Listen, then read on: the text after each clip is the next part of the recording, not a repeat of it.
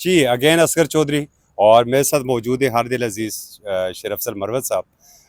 ماحول جو ہے وہ بھی کچھ عجیب سا ہے یہاں کا، اور ان کی صحت بھی ٹھیک نہیں تھی. تو رات کے اس وقت تقریباً 10 بجنے والے ہیں، مگر پارلیمان میں ہم موجود ہیں. تو ذرا ان سے پوچھیں گے بیک گراؤنڈ کیا ہو رہا ہے، ذرا ہمیں اور آپ کو بھی بتائیں. السلام علیکم سر. وعلیکم السلام. یہ آپ کا سوال جو ہے نا، یہ ہماری جمہوریت اور قانون کی حکمرانی پہ بڑی روشنی ڈالتا ہے. آئینی ترمیم ہو رہی ہے، حکومت کرا رہی ہے، اور پتہ نہیں ہے کہ کس چیز کی ترمیم ہے. بنیادی ڈھانچے میں عدلیے کی آزادی پہ، بنیادی انسانی حقوق پہ وار ہونے جا رہا ہے. نہ صحافیوں کو پتہ ہے، نہ پارلیمنٹیرینز کو پتہ ہے، نہ کوئلیشن پارٹنرز کو پتہ ہے کہ اصل مسودہ کیا ہے. ایک مسودہ پیپل پارٹی کے پاس ہے، ایک جے یو آئی کو دیا گیا، ایک جو ہے نون والوں کے پاس ہیں، اور اس کا جو ہے چوچو کا مربع میڈیا پہ بھی ٹریول کر رہا ہے. تو لہٰذا یہ خود، اور پھر اگر آج آئین ترمیم جو ہے وہ پاس ہو جاتی ہے، ایک ایسی اسمبلی جس میں آدھی ممبران نے اسمبلی جیلی ہے، ووٹ کا حق جو ہے وہ بحال کیا سپریم کورٹ نے صورت میں فیصلہ کیا، اور پھر جو ہے ہمارے ایم این ایس کے گھروں پہ ان کے اہل خانہ، کسی کی بیوی کو اٹھایا گیا، کسی کی بہن کو اٹھایا گیا، کسی کے بچوں پہ تشدد کیا. تقریباً لگ بھگ 7 ہمارے پارلیمنٹیرینز غائب ہیں، اغوا شدہ ہیں. اور اس کے علاوہ اب اگر بالفرض وہ برآمد بھی ہو جاتے ہیں اور یہ ترمیم پاس بھی کر لیتے ہیں، تو بلاول بھٹو زرداری صاحب، جن کا میں احترام کرتا ہوں، لیکن انہوں نے جو کل باتیں کی ہیں اس پہ مجھے بہت دکھ ہوا ہے. پیپل پارٹی کے چیئرپرسن سے یہ باتیں، اور بے نظیر بھٹو شہید صاحبہ کے بیٹے کے منہ سے جو یہ خراج تحسین کے ڈونگرے برسا رہے تھے چیف جسٹس قاضی فائز عیسیٰ صاحب پہ، اور ایک سال میں جو بنیادی انسانی حقوق کا سٹینڈرڈ پاکستان کا بنا ہے اسی عدلیہ کی ہوتے ہوئے، پھر وہ بتا رہے تھے کہ جی اگر کوئی ہمارے ساتھ نہیں چلتا ہے تو پھر ہمارے پاس ضمیر فروش لوگ موجود ہے، ناپسندیدہ راستہ. ہاں. تو لہٰذا کس طرح یہ 10 سال، آنے والے 10 سالوں میں بھی پاکستان پیپل پارٹی جو ہے اس سٹیٹمنٹ کی وضاحت دے پائے گی. اگر کرنی بھی تھی تو کر لیتے چپ چاپ خاموشی سے جس طرح کر رہے تھے، لیکن اس کے لیے منطقی یا عقلی یا کوئی اخلاقی تعویل دینا، یہ میرے خیال میں فاش غلطی ہے. آپ قانون دان بھی ہیں، انسانی حقوق کے نمبردار بھی ہیں. جو یہ آئینی 25 کروڑ عوام کی یہ اجتماعی دانشگاہ کے باہر ہم کھڑے، کیا یہ آئینی ترامیم دن کی روشنی میں نہیں منظور ہو سکتی ہیں؟ نہیں، یہ اجتماعی دانشگاہ کی طرح ہے. یہ لفظ آپ نے شاید صحیح استعمال نہیں کیا. کہا تو اس کے بارے میں یہی جاتا ہے، نہ جی، شاید آج کل مفہوم تبدیل ہوا ہو. آدھے تو اس میں ٹھگ ہے. ٹھگ اس کو کہتے ہیں نا جو دھوکہ دیتا ہے لوگوں کو. ایم این اے نہیں ہے اور ادھر آ کے بیٹھے ہوئے ہیں، اور یہ آپ کا نظام ہے. عدالتیں بھی بیٹھی ہیں، ٹریبیونل بھی بیٹھے ہیں، کچھ نہیں کر پائے. ایک بھی ابھی تک انڈو نہیں ہوا ہے. صحیح. اور لوگوں کا ووٹ ہے، مینڈیٹ ہے، چوری ہوا ہے. پاکستان جیسے ملک میں اس طرح کے نظام میں یہ چیزیں نظر آنے کو مل رہی ہے، اور ہم روزانہ یہ سمجھتے ہیں کہ بہت ہی برا کیا، بہت ہی ظلم ہمارے ساتھ ہوا، لیکن ہمیں یہ علم نہیں ہوتا ہے کہ ابھی مزید بھی انہوں نے گرنا ہوتا ہے. زین قریشی کی بیوی کو کس طرح اٹھایا، جو ہمارے ایم این ایز کے بچوں کو جس طرح ہمارا جو ویڈیوز، ابھی ہمارے چودھری اعجاز صاحب فارمر ایم این اے ہیں، F8 میں ان کا گھر ہے، F7 میں، اور جو نہیں I8 میں نہیں ہے، F7 میں. اور جس طرح ان کے اہل خانہ پہ تشدد ہوا ہے، ویڈیوز موجود ہیں. یعنی جانور تو چھوڑے ہیں، یہ جو درندے ہیں وہ بھی اس طرح کی حرکتیں نہیں کر سکتے. یعنی کہ 4 سے 5 سال کے لیے یہ لوگ چاہتے ہیں کہ مملکت خدا داد پاکستان کا نظام ان کے پاس ہو. اس کو نوچیں، اس کو جو ہے رئی سئی سکت اس سے نکالیں، اپنے جیبیں بھرے. اس کے لیے پوری قوم جو ہے وہ اس کو تگنی کا ناچ نچا رہے ہیں. 5 سال کے بعد کیا ہوگا؟ یعنی لوگ اب ان کے چہرے دیکھنے کو روادار نہیں ہیں. ان کے اعمال کبیہ پوری دنیا دیکھ رہی ہے.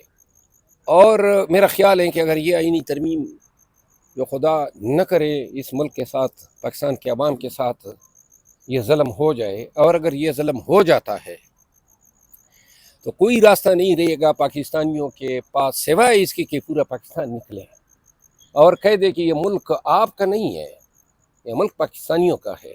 آپ بیڑ بکریوں کی طرح ہمیں ریوڑ جو ہیں سمجھ کے ٹریٹ نہیں کر سکتے ہیں.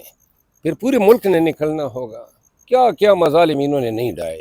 پاکستانیوں میرا خیال ہے کہ اب ہمیں دیوار سے تو کب کے لگ چکے ہیں، اور ابھی بھی اگر آواز نہیں اٹھائی تو میرا خیال نہیں ہے کہ یہ دھرتی، یہ زمین، یہ ملک، یہ ریاست جو ہیں وہ معزز لوگوں کی، خوددار لوگوں کی جہ رہائش ہو سکتی. کل کا جو ہم نے پروگرام کیا تھا، کارکنوں نے ایک تو آپ کے لیے دعا گو تھے، اور یہ ڈیمانڈ تھی کہ شیر افضل مروت اب قدم بڑھاؤ. تو کیا کوئی ایسی کال شیر افضل مروت دے سکتے ہیں؟ جی میں نے کہا میں کال دیکھیں، میں آلریڈی مجھ پہ یہ الزام لگا کہ یہ ڈسپلن کو فالو نہیں کر رہا ہے. 11 اپریل سے میں آج تک تقریباً سائیڈ لائن ہوں. جی.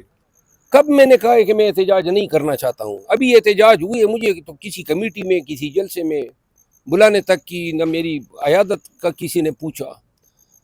صرف ایک ہی چیز مانگی ہے، اور پاکستانیوں سن لو، جس دن احتجاج کی ذمہ داری ملے گی اس دن آپ دیکھیں گے. اور یہ دودھ کا دودھ اور پانی کا پانی، اور پرسوں میں کہتے ہیں داغستہ میدان دیکھ لیں گے. پشتون ہوں اور کبھی اپنے قبیلے کا، کسی پشتون کا سر نہیں جھکا سکتا ہوں. ایک دفعہ احتجاج کی کال ملے گی، یا تو خان ریلیز ہوگا، یہ ان سب کا بوریہ بستر جو ہیں گول کریں گے. اور اگر یہ نہ کر پائیں تو کم از کم ایک تاریخی احتجاج یہاں ڈی چوک پہ ہوگا، اور پھر جو آگے ہوگا انشاءاللہ پوری قوم دیکھے گی. ایک بالکل پرسنل سوال. یہ جس طرح ہم کہتے بھی ہیں پارلیمنٹ بالادست ادارہ ہے، اور بطور پارلیمنٹری رپورٹر ہم چاہتے ہیں کہ پارلیمنٹ ہمیشہ بالادست رہے. اس کے گیٹ سے جس وقت شیر افضل مروت کو گرفتار کیا گیا تو تقریباً 350 کیمرے لگے ہوئے تھے.